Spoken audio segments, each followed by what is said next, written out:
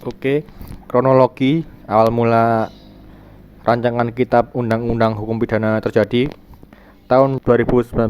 DPR dan pemerintah sepakat mengesahkan rancangan Kitab Undang-Undang Hukum Pidana atau RKUHP tingkat 1 dalam rapat pleno di Komisi 3 DPR, Komplek Parlemen Senayan, Jakarta, Rabu 18 September 2019. 10 fraksi di DPR dan pemerintah melalui Kemenkumham Yasona Lawli dalam rapat pleno di Komisi 3 DPR itu sepakat untuk membawa pengesahan RKUHP pada tingkat 2 yaitu sidang paripurna. Dalam rapat tersebut, Menkumham Yasona Lawli merasa bangga atas capaian bersama DPR dalam merampungkan RKUHP. Menurut anggota Komisi 3 DPR Arsul Sani mengatakan pasal-pasal yang sebelumnya menjadi perdebatan sudah disepakati bersama pemerintah dalam rapat panja, termasuk 7 isu yang menjadi pengganjal proses pembahasan. Tapi rapat tersebut disetujui dalam rapat tertutup yang membuat penolakan RKUHP terjadi di mana-mana. Dampak dari RUU KUHP yang membuat masyarakat atau bagian masyarakat tidak terima yaitu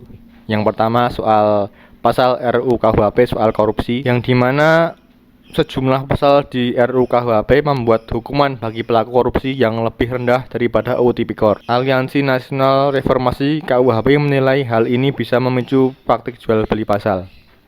Tidak heran peneliti Pusat Kajian Anti Korupsi UGM, Zainur Rohman, menilai RUU KUHP merupakan salah satu rancangan beleid yang memanjakan para koruptor.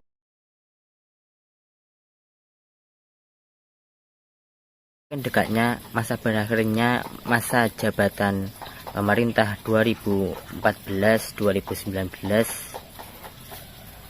kita melihat bahwasannya pemerintah khususnya DPR tergesa-gesa dalam melakukan pengesahan RKUHP. Kita lihat bahwasannya dalam penyusunan pasal-pasal di dalam RKUHP ini terdapat beberapa butir pasal yang menjadi kontroversi dalam masyarakat di Indonesia. Misalnya ayam atau peliharaan yang berkeliaran masuk dan makan di pekarangan orang itu didenda. Bayangkan kita di kampung, di desa, itu ayam dibiarkan keluar, ayo terserah mereka mau keluar kemana. Mereka keluar ke pekarangan orang, makan pekarangan orang.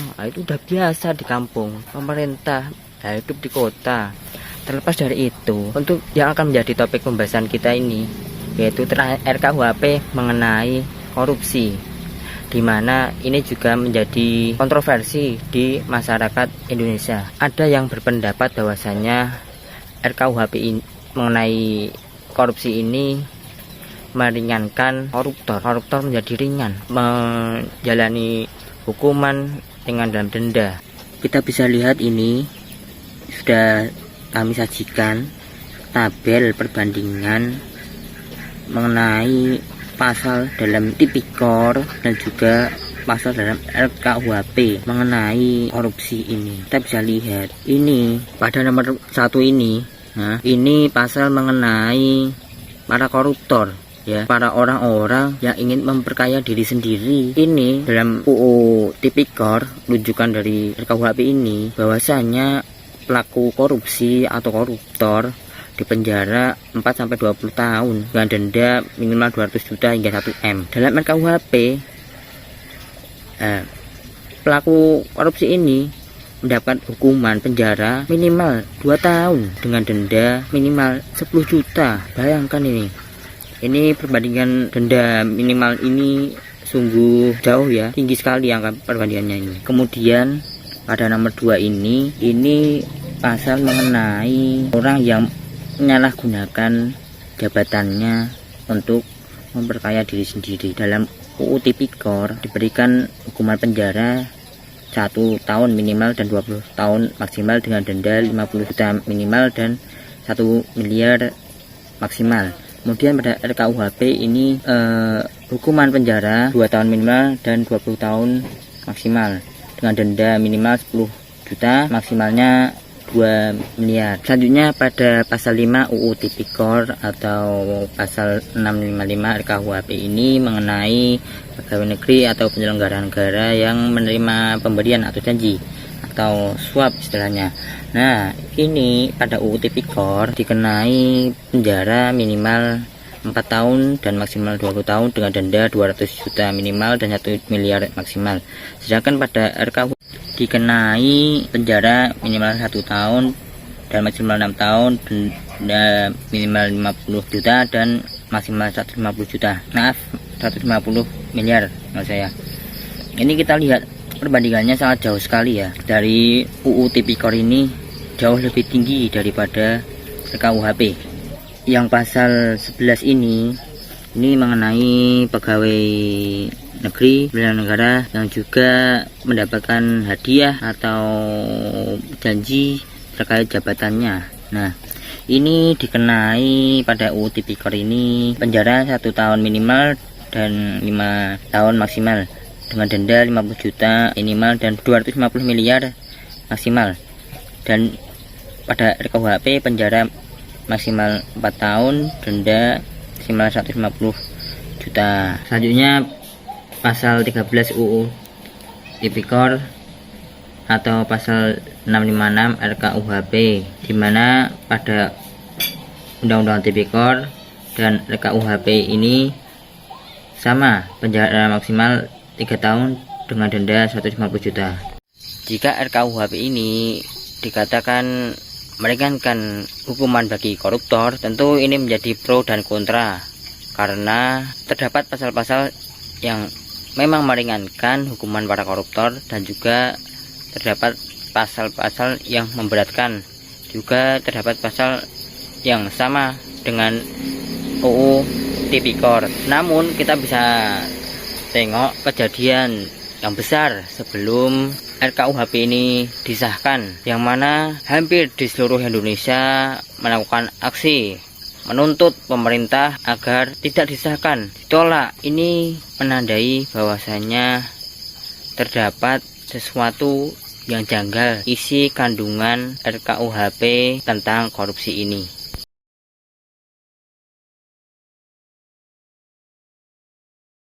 Sejumlah tokoh masyarakat yang tergabung dalam Komite Penegakan Hak-Hak Warga Negara mendesak pemerintahan dan DPR untuk meninjau kembali pasal-pasal yang bermasalah dalam rancangan Kitab Undang-Undang Hukum Pidana, yaitu RUU KUHP. Mereka berpendapat rancangan KUHP ini masih memiliki sejumlah pasal yang melanggar hak asasi manusia. Pendapat salah satu tokoh budayawan, yaitu Gunawan Muhammad, mengatakan selain belum ada sosialisasi, banyaknya pasal bermasalah membuat rancangan KUHP patut ditolak, dan beliau khawatir DPR akan bersikeras untuk mengesahkan rancangan KUHP ini. Adapun Gunawan mengatakan rancangan KUHP ini menyimpan 3 masalah utama, yaitu yang pertama, rancangan ini mengadopsi living law atau hukum positif yang berpotensi memecah belah masyarakat. Dan yang kedua, rancangan ini juga mengintervensi ranah privat masyarakat terlalu jauh. Dan yang terakhir, yang ketiga, yaitu pasal tentang penodaan agama pada rancangan KUHP berpotensi menjadi pasal karet yang bisa menjerat masyarakat tanpa batasan yang jelas. Dan rancangan KUHP ini sangat berbahaya menurut Gunawan Muhammad, yaitu seorang budayawan. Mendesak penundaan dan peninjauan kembali rancangan KUHP, Gunawan Muhammad juga mengatakan komite mendorong Dewan untuk segera mengesahkan rancangan undang-undang penghapusan kekerasan seksual. Alasannya, undang-undang itu sangat dibutuhkan untuk mengatasi maraknya kekerasan seksual saat ini. Perangkat hukum yang sekarang tidak ramah kepada korban, bahkan malah menambah trauma kepada korban kekerasan seksual.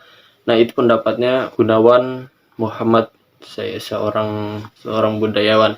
Adapun pendapat dari tokoh lain, yaitu mantan peneliti utama bidang perkembangan politik Lembaga Ilmu Pengetahuan Indonesia LIPI, Mohtar Pabotinggi, mengatakan pemerintah dan Dewan harus menghentikan dan mengembalikan pembahasan rancangan KUHP dari awal. Menurut dia, selain pasal yang bermasalah, pembahasan rancangan KUHP rentan dipersoalkan karena cacat prosedur. Isi rancangan KUHP bertambah kuno dan semakin tidak adil kepada masyarakat. Itu menurut Mohtar ya. Mochtar pun mempertanyakan motivasi DPR yang ingin buru-buru mengesahkan rancangan KUHP. Nah, menurut Mochtar, pengesahan undang-undang secara terburu-buru berpotensi cacat normal dan material. Menurut dia, Jokowi juga tidak cukup sekedar meminta penundaan pengesahan. Nah, lebih dari itu, pemerintah mesti mengarahkan perbaikan isi setiap pasal dengan mengutamakan asas keadilan bagi masyarakat. RUU KUHP soal korupsi. Sila yang berkaitan dengan kasus ini yaitu sila pertama dan sila kelima, di mana inti dari sila ini yaitu korupsi disebabkan karena kurangnya ketaatan kepada Tuhan Yang Maha Esa, sehingga melakukan kejahatan tersebut. Korupsi merupakan kegiatan merampas kekayaan negara yang sama saja dengan merampas rakyat. Dengan memanfaatkan posisi atau jabatan untuk melakukan kejahatan yang sudah melanggar sila-sila tersebut. Nilai pokok pada KUHP soal korupsi yaitu perubahan pidana korupsi dari pidana luar biasa menjadi biasa.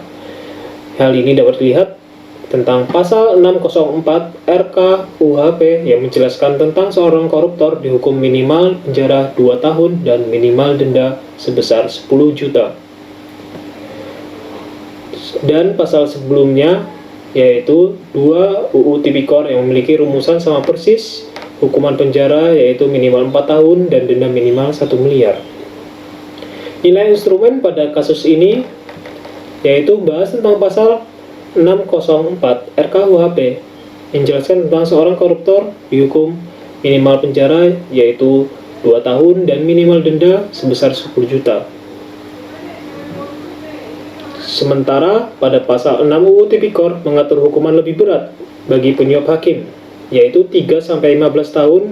Bahkan pasal 12 UU Tipikor huruf A mengatur hukuman bagi pejabat negara atau hakim penerima suap pidana seumur hidup atau penjara 4-20 tahun. Dan pasal 2 UU Tipikor yang memiliki rumusan sama persis dengan rumusan pasal 604 RKUHP dengan minimal 4 tahun penjara dan denda minimal sebesar 10 juta. Jadi, masuknya korupsi dalam KUHP akan membuat korupsi berubah dari pidana luar biasa menjadi pidana biasa. Nilai praktis pada kasus ini yaitu tentang nilai moral, karena suatu tindakan kejahatan akan selalu mendapatkan sanksi atas perbuatan untuk memunculkan rasa kapok ataupun iba. Sehingga dengan adanya suatu tindak pidana maka akan dapat meminimalisir tindakan korupsi yang sudah ada di Indonesia ini. Wassalamualaikum warahmatullahi wabarakatuh.